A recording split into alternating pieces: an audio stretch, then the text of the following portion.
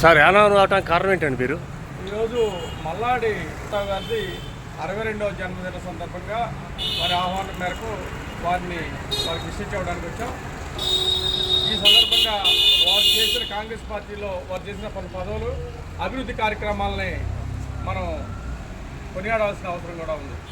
ఇప్పుడు ప్రస్తుతం రూపాయికే భోజనాన్ని అందించడం కానీ ఇలాంటి ఎన్నో కార్యక్రమాలు ఆయన చేపట్టి కాంగ్రెస్ పార్టీలో మంచి మన్నలు పొందారు. అంతేకాకుండా ఈరోజు ఇందిరాగాంధీ గారి స్ఫూర్తితో ఈ దేశాన్ని రక్షించాలని చెప్పేసి మోడీ గారికి ఈ విన్నపం. ఎందుకంటే ఆ రోజుల్లో అమెరికాకు కూడా ధీటైన సమాధానం చెప్పి దేశాన్ని రక్షించి వీరోచితంగా పోరాడి సైనికులతో పాటు ఆవిడ కూడా యుద్ధభూమికి వెళ్ళి ఈ దేశానికి మంచి విజయాన్ని సాధించిన ఘనత ఇందిరాగాంధీ గారు.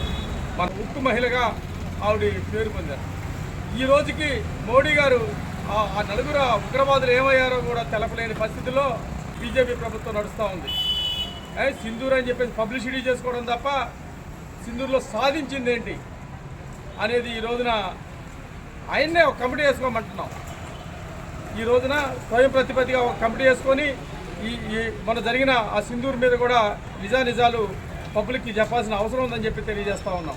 ఇప్పటి వరకు ఆ తీవ్రవాద నలుగురు ఏమయ్యారో చెప్పట్లే.